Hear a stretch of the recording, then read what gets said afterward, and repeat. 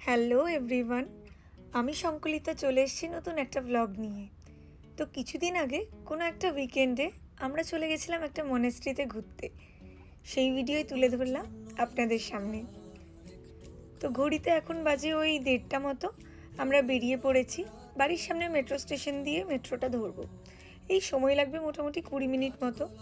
অবশ্য যাওয়ার পথে আমাদের দুবার মেট্রো চেঞ্জ করতে হবে।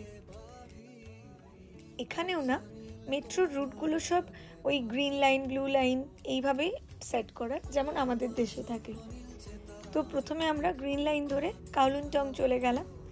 কাওলুনটং থেকে আবার আমরা স্কাই ব্লু লাইন ধরে চলে যাব শাটিং।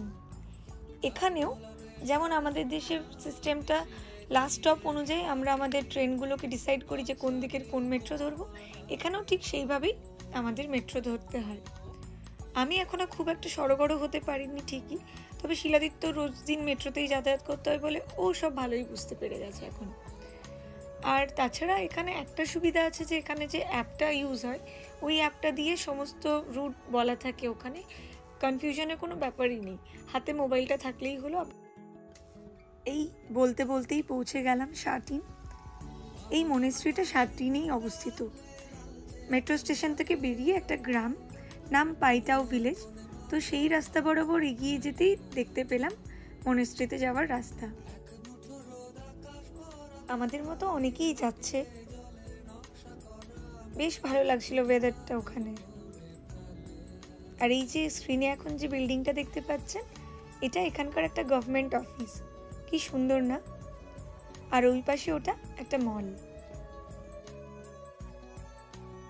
চলে এসেছি মনেস্ট্রির নিচে। এখন আমাদের এই পাহাড়ের সিঁড়ি ভেঙে ওপরে উঠতে হবে। এবার কিছু তথ্য দিই মনেস্ট্রিটির ব্যাপারে। এই মনেস্ট্রিটির নাম 10,000 বুদ্ধাস মনেস্ট্রি। এটি একটি পাহাড়ের ওপর অবস্থিত। এটি হংকংয়ের একটি মোস্ট ফেমাস মনেস্ট্রির মধ্যে একটি এবং খুব পপুলার একটা ট্যুরিস্ট প্লেস। 431টির মতো সিঁড়ি ভেঙে ওপরে উঠতে হয়, তবে বয়স্ক মানুষদের জন্য এসকেলেটরের ব্যবস্থা আছে, যেটা দেখে আমার সত্যিই খুব ভালো লাগলো। এই মনেস্ট্রিটির দুটো ধাপ আছে। প্রথম ধাপে আমরা একটা নতলা প্যাগোডা আর একটা বুদ্ধিস্ট শ্রীন দেখলাম, আর দেখলাম 18 আরহাটস গ্যালারি ও 4টে হল। এই 4টে হলের যে মেইন টেম্পলটা আছে সেখানকার ভিডিও আমরা করতে পারিনি, কারণ ওখানে ফটোগ্রাফি নিষেধ ছিল। ওই মেন মন্দিরটি 3 দেওয়াল জুড়ে ছিল অসংখ্য ছোট ছোট বৌদ্ধ মূর্তি, যার সংখ্যায় প্রায় 13,000। আর পাহাড়ে ওঠার সময় এই দুই সাইডে যে স্ট্যাচুগুলি দেখলেন তারা সবাই আরহাটস বা সেইন্টস। আর হ্যাঁ, এখানে ঢুকতে কোনো টিকিট লাগে না। সকালের ওই 9টা থেকে বিকেল 5টা অবধি খোলা। আর যে আপার লেভেল আছে ওখানে আরও 4টে হল আছে, যেখানে যেতে গেলে আরও 69টা সিঁড়ি ভেঙে ওপরে উঠতে হয়। অবশেষে 431টি সিঁড়ি ভেঙে যখন ওপরে উঠলাম, উঠে দৃশ্য দেখে যত ওই কষ্ট ছিল শরীরে সব যেন ভুলে গেলাম। খুব ভালো লাগছিল।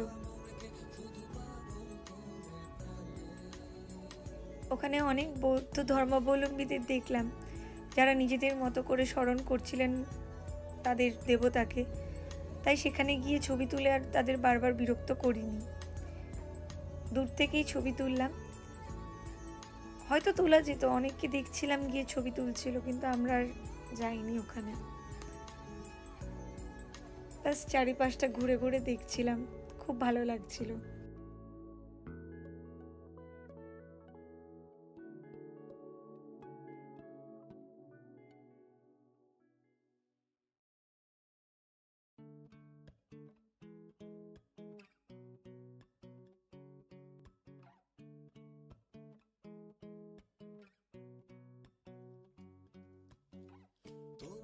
তারপর ওখানে কিছুক্ষণ থেকে আমরা গেলাম আপার লেভেলে, যেখানে আরও 8টা হল ঘর ছিল।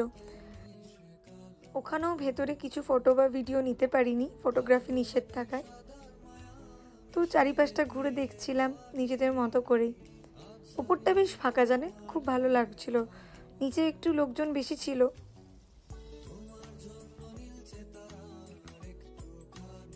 ওখানে ওনাদের একটা ছোট স্টলও আছে। ওই স্টলে বিভিন্ন ধরনের charm, bracelet, lucky coins, quartz আরও অনেক কিছু পাওয়া যায়। আমরা একটা চার্ম নিলাম আর লাকি কয়েন্স নিয়েছি দুটো। তাছাড়াও ওখানে জল বা কোল্ড ড্রিঙ্কস এগুলোও পাওয়া যায়। তো যাই হোক, আমরা এইভাবে ঘুরে নিলাম, দিনটা কেটে গেল। নিচে নেবে ওখানেই একটা মলে ঢুকলাম, যে মলটা আপনাদের দেখালাম তখন, ওখানে ঢুকেছিলাম। খুব খিদে পেয়ে গেছিলো, তাই ওখানে আইকিয়া থেকে দুজনে দুটো হটডগ নিলাম। ব্যাস, ওই খেয়ে বাড়ি ফিরে গেলাম। এইভাবেই কাটলো আমাদের দিনটা। আজ তাহলে চলি, সবাই ভালো থাকবেন, বাই।